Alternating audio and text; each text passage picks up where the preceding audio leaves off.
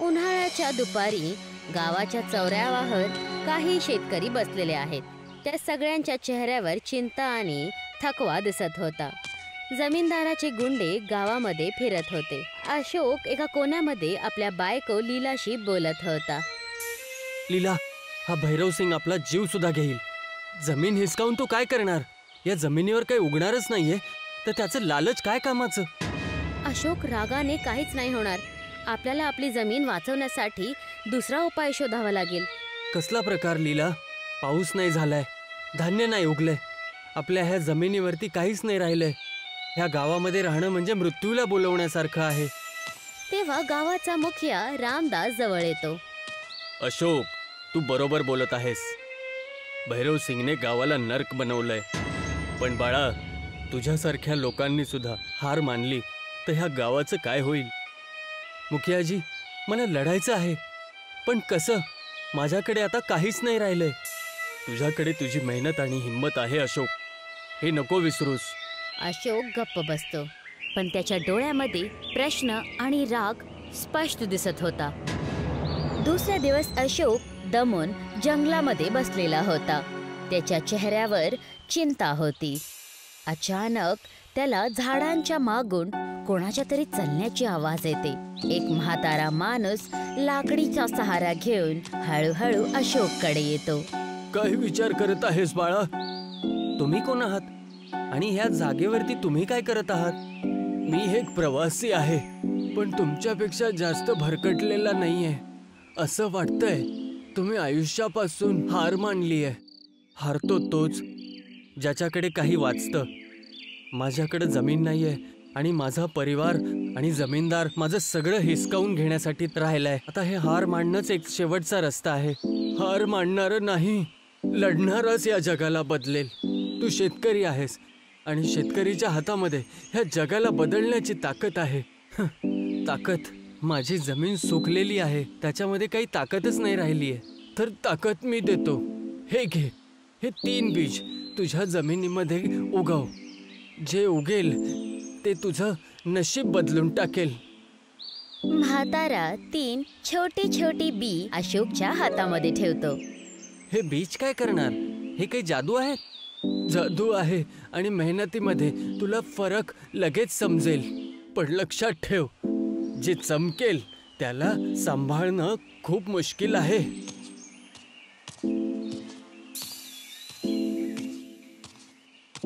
अशोक, तो म्हातारा कोण आहे आणि ह्या बी काय खरंच आपली मदत करणार आहेत? मला स्वतःला नाही माहिती लीला, पण या बियांना पेरण्यामध्ये काही नुकसान तर नाहीये. बहुतेक हा आपला शेवटचा उपाय असेल. जर तुला ह्याच्यावर भरोसा आहे तर मला पण आहे. आपल्या मेहनती आणि प्रार्थनाने चमत्कार होऊ शकतो. अशोक आणि लीला बी पुरवतात आणि एका दुसऱ्याकडे बघतात. त्यांच्या चेहऱ्यावर अपेक्षा आणि भीतीचा मिश्रण होता. आता आपल्याला वाट बघावी लागेल. हे बीज काय करतात हे येणारी वेळच सांगू शकते. दोघे जण आपल्या झोपड्यामध्ये परत येतात. सकाळच्या वेळेस अशोक आणि लीला शेताकडे जायला लागले. जसंच ते शेताकडे पोचतात त्यांना काहीतरी विचित्र चमकणारी वस्तू दिसली. जमिनीतून छोटी छोटी झाडं चमकताना वर आली होती. ते रात्रीच्या ताऱ्यांसारखे चमकत होते. अशोक, हे काय आहे?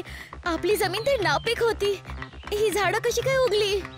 हे तेच बीज आहेत जे त्या म्हाताऱ्या माणसाने दिले होते. पण हे काही साधे झाडं नाही वाटत आहेत लीला. असं वाटत आहे की हे आकाशाच्या ताऱ्यांसोबत जोडलेत. अशोक, हा तर चमत्कार आहे. आपल्या जमिनीवर प्रकाश पडलेला आहे. आपलं गाव पण आनंदमय होऊ शकतं.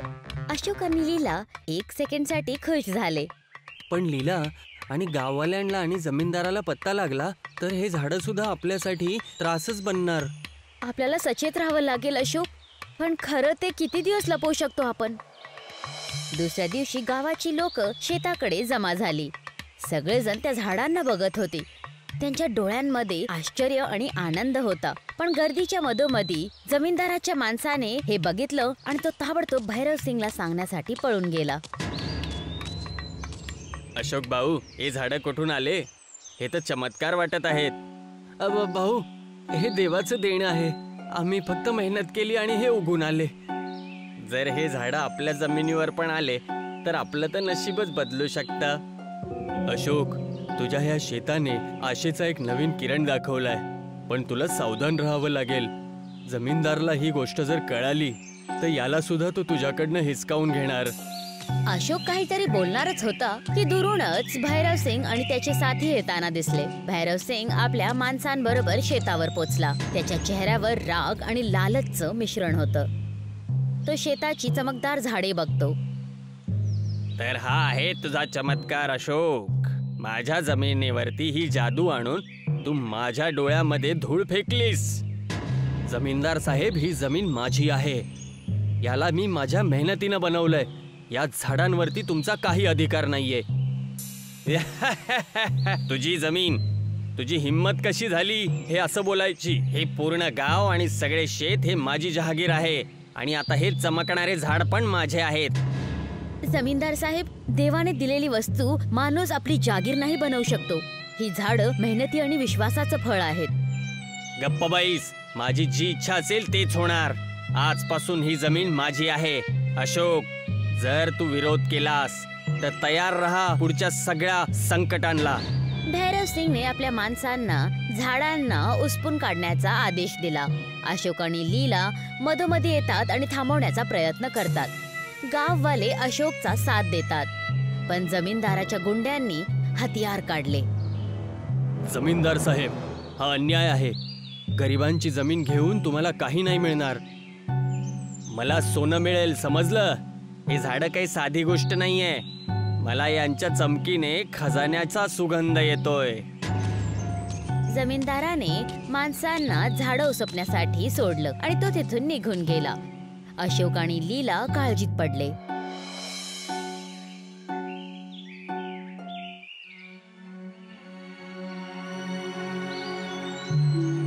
अशोक आणि लीला घराच्या अंगणात बसलेले होते. दोघे जण खूप जास्त काळजी करत होते. म्हातारा माणूस परत त्यांच्या समोर प्रकट झाला. अशोक, मी तुला आधीच सांगितलं होतं, या झाडांची चमक फक्त तुझ्या मेहनतीचं फळ नाही, तर एका रहस्याचं द्वार आहे. कसलं रहस्य? हे झाडं नक्षत्र लोकांचं द्वार उघडतात. त्या लोकांमध्ये एक खजाना आहे, पण लालचीपणाने असलेला माणूस तिथे नाही पोहोचू शकत. जर काय असं आहे तर जमीनदार तिथे पण पोहोचण्याचा प्रयत्न करेल. आम्हाला काय करायला हवं? तुला नक्षत्र लोकांचं द्वार उघडावं लागेल, पण लक्षात ठेव, जो पण तिथे जाईल त्याला आपल्या मनाच्या खरेपणाचा सामना करावा लागेल. अशोक आणि लीलाने एका दुसऱ्याकडे पाहिलं आणि त्यांच्या चेहऱ्यावर भीती आणि हिंमत दोन्हीही दिसत होते. आता त्यांना माहित होतं की त्यांना जमीनदाराशी भिडावंच लागेल. म्हातारा माणूस अशोक आणि लीलाला शेताकडे घेऊन येतो. त्या झाडांची चमक पहिल्यापासून जास्त झाली होती, जसं आकाशात तारे जोरात चमकत आहेत. अशोक, वेळ झाली आहे. या झाडांची चमक नक्षत्र लोकांचं द्वार उघडते. तुम्हा दोघांना तिथे जावं लागेल, पण लक्षात ठेवा, खजान्यापर्यंत पोहोचणं मुश्किल आहे. लालचीपणा आणि भीती हे तुमचं सगळ्यात मोठं दुश्मन असतील. जर याने आपल्या गावातल्या सुकलेल्या जमिनीला जीवन मिळत असेल तर आम्ही या परीक्षेसाठी तयार आहेत. आम्ही आपल्या मेहनती आणि सच्चाईने इथपर्यंतचा प्रवास पूर्ण केला आहे. आता आम्ही मागे नाही वळणार. म्हाताऱ्या माणसाने मंत्र वाचला. त्या झाडांची चमक वाढली आणि एक जोरदार प्रकाशाने जमीन फाटायला लागली. एक जादुई द्वार प्रकट झाला. अशोक आणि लीलाने हळूहळू त्यात प्रवेश केला. अशोक आणि लीलाने नक्षत्र लोकामध्ये प्रवेश केला. ती जागा जादुई होती. प्रत्येक जागी ताऱ्यांची चमक आणि सोन्याची झाडे होती. मधोमधी एक तलाव होता, ज्याच्या पाण्यातून एक चमक बाहेर पडत होती. त्याच्या जवळच एक रक्षक सुद्धा होता, ज्याचा आकार विशाल आणि चमकदार होता. कोण आहात तुम्ही आणि इथे का आलात? मी अशोक आहे, एक शेतकरी. मी इथे अमृत जल घ्यायला आलोय, कारण आमच्या कोरड्या जमिनीला चांगलं करू शकू आणि गाववाल्यांची भूक मिटवू शकेल. अमृत जल फक्त त्यालाच मिळेल जो निस्वार्थ आणि इमानदार असेल. हे जल लालचीपणाला नष्ट करतं. काय तुझं मन खरं आहे? आम्ही आमच्या मेहनतीने या झाडांना उगवलं आहे. आमचा उद्देश फक्त आमच्या गावाला वाचवणं होतं. रक्षक हसतो, पण तेव्हाच नक्षत्र लोकांमध्ये जोरात आवाज येते. भैरव सिंग आणि त्याच्या माणसांनी जादुई द्वाराच्या जरिये प्रवेश केला. तर हाच आहे तो खजाना. अशोक, तू मूर्ख आहेस. हा खजाना माझा आहे. याला मी सोन्यामध्ये आणि धनामध्ये बदलेल. अमृतजल लालचीपणाला नाहीये. जर तू याला हात लावलास तर हे तुझा विनाश करतील. कोणी मला नाही थांबवू शकत. मी माझ्या ताकदीने याला मिळवून राहील. भैरव सिंग त्या तलावाजवळ वाढला. जसंच त्याने अमृतजलला हात लावला त्या तलावाचं पाणी आगीमध्ये बदललं. भैरव सिंग आणि त्याची माणसं ओरडत ओरडत नष्ट झाले. अशोक आणि लीलाने घाबरून सगळं काही पाहिलं. बघितलंस, लालचीपणा करणाऱ्यासोबत असंच होत असतं. आम्ही बघितलं आणि समजलं पण आमचं उद्देश फक्त आपल्या गावाची भलाई करणं आहे. काय आम्हाला हे अमृतजल मिळेल? तू आपल्या खरेपणाने आणि निस्वार्थपणाने याचा अधिकार तू मिळवलेला आहेस. हे घे. रक्षक अशोकला एका सोन्याच्या मटकीमध्ये अमृतजल देतो. अशोक आणि लीला परत गावी येतात. ते अमृतजल आपल्या जमिनीवर शिंपडतात आणि बघताच बघता नापीक जमीन हिरवीगार होऊन जाते. शेतांमध्ये अन्न उगायला लागलं. गावाची लोक खूप जास्त आनंदात होती. अशोक, तू आमच्या अपेक्षेला खरं करून दाखवलंस. आता हे गाव परत समृद्ध होणार. हे आपल्या मेहनतीचं आणि खरेपणाचं फळ आहे. आपल्याला तर फक्त आपल्या ताकदीवरती विश्वास ठेवायचा होता. आणि हे पण समजायचं होतं की लालच करण्याने काहीच नाही होत, पण निस्वार्थता कायमच रंगते. गावाच्या लोकांनी अशोक आणि लीलाला धन्यवाद बोललं. गावात सगळेजण खूप खुश होते. अशोक आणि लीला शेताकडे होते.